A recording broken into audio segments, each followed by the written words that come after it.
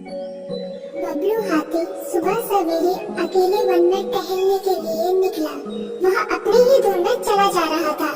लगता था उसके दिमाग में कोई उलझन है जिसे वह सुलझाने की कोशिश कर रहा था। सड़क पर आगे बढ़ते ही उसके सामने चीकू खरगोश भागा। बबलू का पैर उसके ऊपर पड़ने ही वाला था कि चीकू जोर से चिल्लाया। उसकी आवाज सुनकर बबलू ने अपना पैर पीछे खींच लिया। कहाँ खोए हो बबलू भाई? कहीं नहीं, बस कुछ ऐसे ही सोच रहा था। किस बारे में? तुम जानकर क्या करोगे? शायद मैं तुम्हारी कुछ मदद कर सकूं। तुम तो जानते हो आजकल वन में कितनी चोरियां हो रही हैं, पर चोर का कोई अता पता ही नहीं है। इस बात को लेकर वन के सारे प्राणी चिंतित थे। वे वहाँ खुद को सुरक्षित महसूस नहीं कर रहे थे। अरे चीकू भाई, हम मजबूर हैं। हम चोर को पकड़ ही नहीं पा रहे हैं। वह बहुत चालाक है और अपने काम को बड़ी कुशलता से अंजाम दे रहा है। कहीं कोई सबूत ही नहीं छोड़ रहा। हमारे राजा इस बात को लेकर बहुत चिंतित हैं। यही कारण है कि हम सब इस बारे में सोच रहे हैं। अब तुम मेरी इसमें क्या मदद कर सकते हो? मैं कुछ सोचता हूँ, हो सकता है मुझे कोई उपाय सूझ जाए। प्रयास करने में कोई हर्ज तो नहीं है। तुम ठीक कहते हो चीकू, लेकिन वन के गुप्तचर भी अभी तक इसका कोई हल नहीं निकाल सके। इतना कहकर वे चुप हो गए। बबलू की बातों ने चीकू को सोचने के लिए मजबूर कर दिया। चीकू को उदास देखकर बबलू बोला, तुम अपना मन छोटा मत करो। मुझे अच्छा लगा कि तुमने मेरी परेशानी को समझा। कभी मैं भी इस वन के लिए गुप्तचर का काम करता था।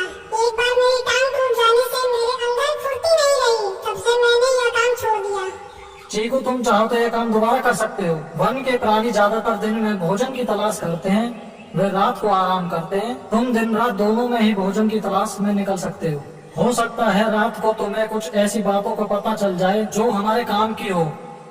हाँ बबलू, तुम ठीक कहते हो। मैं आज रात को वन में घूमकर इस बात का पता करने की कोशिश करता हूँ। थोड़ी देर बातें करके चीकू अपने बिल की ओर बढ़ गया और बबलू अपने रास्ते चला गया। चीकू के दिमाग में अभी तक बबलू की कई बातें घूम रही थी। उसे समझ नहीं आ रहा था वह बबलू की मदद कैसे करे। दिन भर वह उसी उधेड़-बुन में लगा रहा।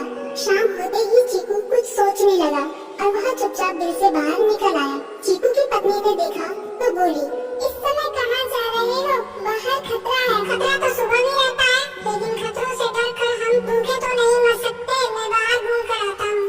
इतना कहकर चीकू रात को बिल से बाहर निकल आया। कुछ दूर जाकर उसकी नजर बंकू उल्लू पर पड़ी, जो कुछ ही दूरी पर था। वह पेड़ की डाल पर बैठा अपनी गर्दन चारों तरफ घुमा रहा था। वह तेजी से पेड़ की एक डाल से दूसरी डाल पर उड़ रहा था। बंकू की नजर उस पर नहीं पड़ी थी। कुछ सोचकर चीकू पेड़ के पीछे से बाहर निकलकर थोड़ी खुली जगह पर आ गया और वहाँ से बंकू उल्लू को देखने लगा। बंकू ने चीकू को अंधेरे में भी देख लिया, पर उसने उसमें कोई उत्सुकता नहीं दिखाई और अपनी गर्दन चारों ओर घुमाता रहा। चीकू बड़ी देर तक बंकू की हरकतों पर नजर रखे रहा। वह थोड़ी देर तक खुले मैदान में खड़ा रहा, पर बंकू ने उसे देखकर भी अनदेखा कर दिया। उसने महसूस किया कि बंकू के आसपास चमकू चमगादड़ भी मंडरा रहा था। कुछ देर वन में घूमने के बाद चीकू अपने बिल में लौट आया और सुबह होने का इंतजार करने लगा। अगली सुबह बबलू उसी रास्ते में जा रहा था। रास्ते में चीकू उसका इंतजार कर रहा था। आज बड़ी जल्दी आ गए बबलू। हाँ, आजकल मुझे चिंता की वजह से नींद नहीं आती। कोई नई खबर है क्या? यकीन से तो मैं नहीं कह सकता, पर मैं तुम्हें ऐसे प्राणी का नाम बता सकता हूँ जो शायद चोरों की मदद कर रहा है। कौन है वो? बंकू उल्लू। इतना कहकर चीकू ने रात की घटना उसे ज्यों की त्यों सुना दी। इसे सुनकर बबलू का माथा ठनका। बबलू की आंखें चौंधिया गई। तुम ठीक कह रहे हो। मुझे आज रात बंकू और चमकू पर नजर रखनी होगी। इतना कहकर वे दोनों अपने अपने रास्ते चले गए। बबलू रात को अपने साथियों के साथ बंकू पर नजर गड़ाए रहा। उसकी संदिग्ध गतिविधियों को देखकर बबलू ने उसे उसके साथियों चंकी और संकी लोमड़ के साथ पकड़ लिया।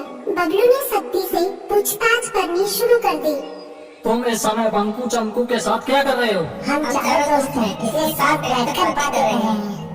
चमगादड़ और उल्लू की दोस्ती तो समझ में आती है, पर लोमड़ के साथ दोस्ती कैसे हो सकती है? सख्ती से पूछने पर दोनों ने अपना जुर्म कबूल कर लिया और सभी चोरियों के बारे में बताया जो उन्होंने कुछ दिन पहले वन में की थी। बबलू ने उनके चोरी का सारा सामान भी बरामद कर लिया। बंकू और चमकू को अभी तक समझ में नहीं आ रहा था